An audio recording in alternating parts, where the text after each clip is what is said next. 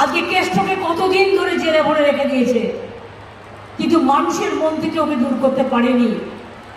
আমি তো আস্তে আস্তে দেখছিলাম ম্যাক্সিমাম ইয়াং জেনারেশন ওর কথা বলছে, আমি শিখিয়ে দিইনি, আমি মানুষের রেসপন্সটা দেখছিলাম। ও কাজ করেছে, কাজ করতে জানে। যদি ওর বিরুদ্ধে কোনো অভিযোগ থাকে, সেম অভিযোগ আপনাদের নেতাদের নামে কটা আছে? আজ পর্যন্ত একটা কেস আপনারা অ্যাকশন নিয়েছেন?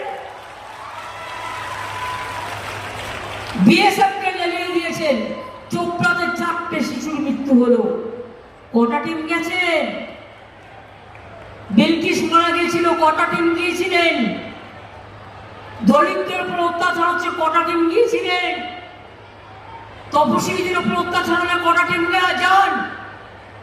আর বাংলায় জট পাকানোর চেষ্টা করেন, আমরা জট খোলার চেষ্টা করি। কোনো মানুষের উপর কোনো অত্যাচার হলে মনে রাখবেন আমাদের সরকার ব্যবস্থা নেয়। একটা ঘটনা ঘটেছে,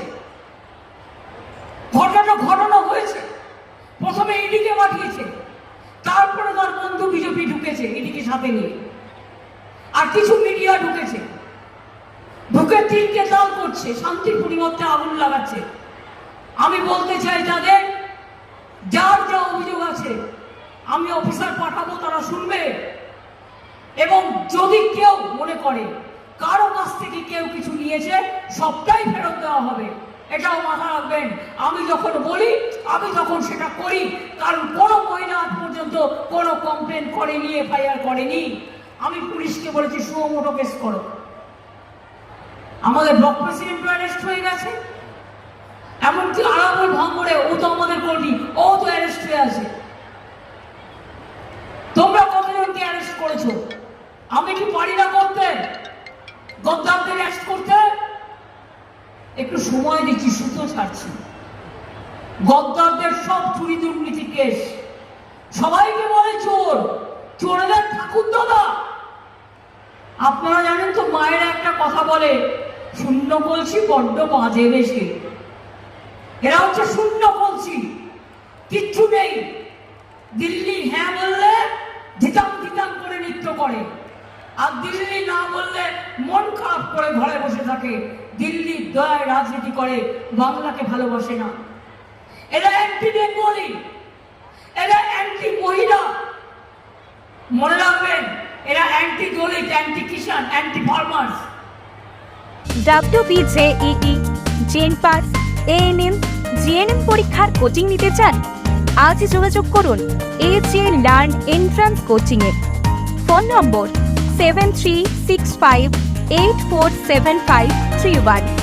ঠিকানা রামপুরহাট ভাটশালা মোড়, স্পন্দন নার্সিং হোমের পাশে, বীরভূম। রামপুরহাট নিউ টাউন, সবুজ প্রাকৃতিক পরিবেশে নিজের বাসস্থানকে খুঁজে নিন, আর পাশেই দেদার আনন্দের ঠিকানা new town and swing park. শহরের এই প্রথম মিউজিক্যাল ওয়াটার পার্ক, সকলের জন্য garden market, selfie zone, boating করার ব্যবস্থা, বাচ্চাদের জন্য সারা ভারত খুঁজে নিয়ে আসা অভূতপূর্ব rides, food park, toy guard, restaurant, পরিবারকে নিয়ে সময় কাটানোর সুন্দর পরিবেশ রামপুরহাট নিউ টাউন। আর ঘরে ফেরার আগে নিউ টাউন রেস্তোরাঁতে সময় কাটাতে ভুলবেন না। রামপুরহাট নিউ টাউন, ফ্যামিলিকে নিয়ে নিশ্চিন্তে আনন্দে সময় কাটান। আমরা সদা জাগ্রত রামপুরহাট নিউ টাউনে স্বপ্নের পরিবেশে আপনাদের স্বাগত।